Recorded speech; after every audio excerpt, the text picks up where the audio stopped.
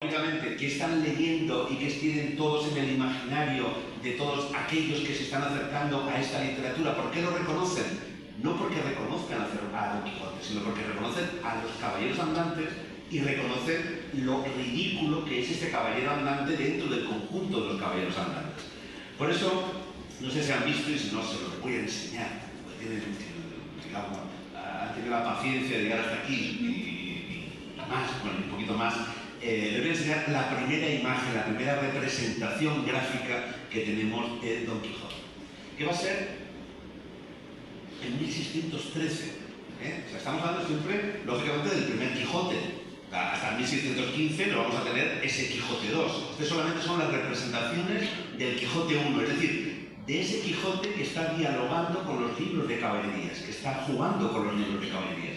Entonces, es un cortejo que se va a producir en una ciudad alemana, y en esa luego va a haber una publicación en el año 1614. Y en ese cortejo vamos a encontrarnos el enano, el cura, el barbero y ahora un redoble de tambores, porque nos vamos a encontrar a la sin par Dulcinea del Toboso y a ella, a nuestra primera representación de Don Quijote de la Mancha. Tan al natural y propio como lo describen en su libro, es decir, como un caballero andante. O sea, no se le está representando como lo que es en el imaginario que lógicamente hemos ido construyendo en esas 1050 ediciones ilustradas a lo largo del tiempo. No, lo estamos construyendo como un caballero andante, con su penacho de plumas, con su dozavo, con su escudo que tiene la imagen de Dulcinea. Pero bueno, lógicamente, ¿qué es Don Quijote si no tiene a Sancho Panza, su escudero, que también va a venir como si fuera un caballero, y lógicamente la pinta Maritornes, que le pinta porque tiene lo que tenía en esa representación, para terminar con el carro, que en el fondo es la venta Castillo, que está jugando precisamente con ese mundo al final caballeresco, o con el mundo de la realidad en la que en un momento dado nos encontramos. Entonces, esta es una de las claves que va a hacer que el Quijote deje de ser ya dos Quijotes diferentes, se empieza a publicar como una unidad, como si fuera ya una única obra, en donde lo importante ya no es la lectura global del texto, sino también ese personaje que nos sucede hoy en día. Es decir, seguramente cualquiera de nosotros puede estar repitiendo algunos episodios o incluso poder hablar de Don Quijote y a lo mejor, no lo voy a preguntar, pero a lo mejor no han leído el Quijote. O sea, no lo han leído entero, o a lo mejor hace mucho tiempo que lo leyeron. O a lo mejor les puedo decir lo que decía el gran Martín de Riquer. Martín de Riquer, el gran filólogo, el gran cervantista, el gran todo. O sea, Martín de Riquer daba clase en primero en la universidad y de pronto llegaba a la clase de Cervantes, del Quijote, y llegaba y decía, ¿quién no ha leído el Quijote? Y claro, ¿quién se atrevía de pronto a levantar la mano y decirle a Martín de Riquer que no ha leído el Quijote? O sea, muerte, ¿no? Entonces, claro, ya de pronto, ya por su insistir, uno levantaba la mano, otro más, ya, no sé qué, un poco tal. Entonces se acercaba, iba a esa persona y le decía, no sabe usted la envidia que le tengo.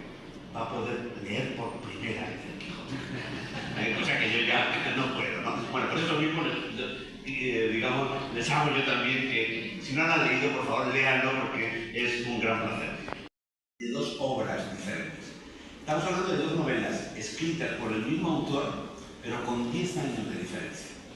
Una publicada en 1605, como saben, como ven en esa primera portada, y otra en 1615.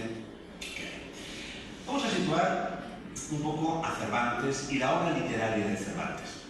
Este Cervantes podríamos situar biográficamente entre estas dos fechas, ese 9 de octubre de 1547, cuando es bautizado en la iglesia de Santa María en Alcalá de Henares.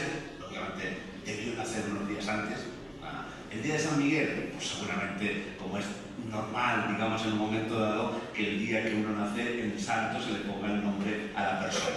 Pero no lo sabemos qué día concreto. Pero sí que el 9 de octubre se bautizó y conservamos, es la otra imagen que tienen, el 22 de abril de 1616, que es cuando él muere en Madrid, y tenemos la hoja, digamos, el libro de difuntos, precisamente de la iglesia, con la muerte el día y el entierro el día 23.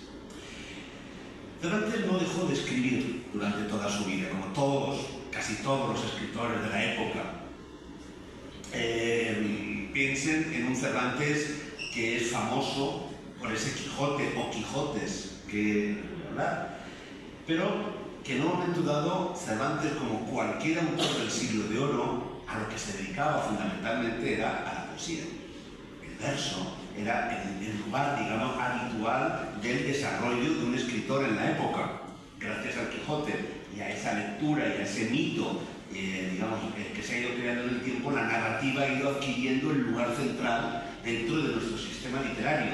Pero habrá que esperar casi al siglo XX para que la prosa invada nuestra cotidianidad. Hasta ese momento la poesía era nuestro espacio vital. Lo dejo en el aire, porque quizás a lo mejor si viviéramos en un mundo más poético no tendríamos un mundo tan desorganizado como en un momento dado tenemos hoy en día con tanta cosa.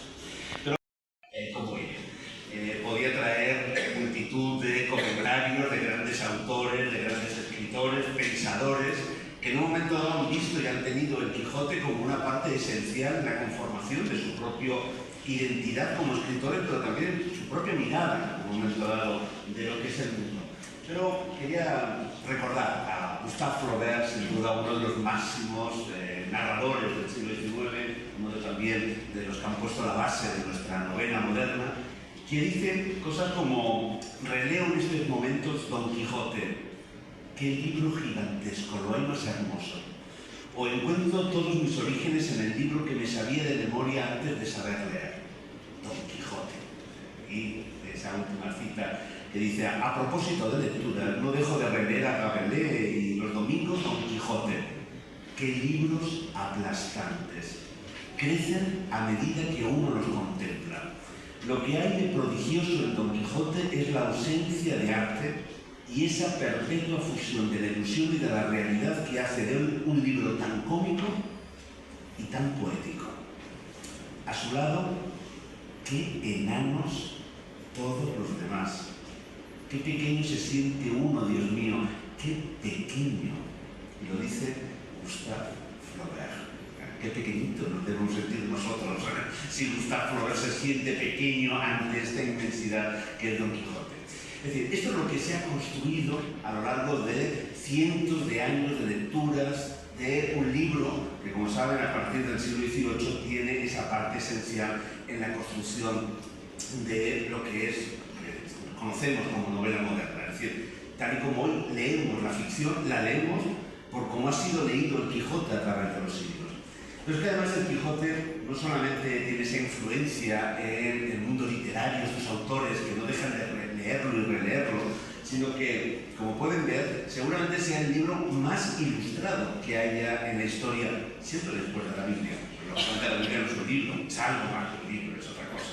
Es decir, no hablo de libro, lógicamente hablo de un libro de ficción como es el Quijote. Es decir, desde esa primera imagen que ven en 1618, que veremos más adelante, hasta la de ayer, o seguramente en este momento haya alguien que esté dibujando o que esté ya planteándose una nueva edición ilustrada, ya sea del Quijote, ya sea del Quijote para niños, ya sea en un momento dado en un grabado, etc. Estamos hablando de más de 1050 ediciones ilustradas del Quijote.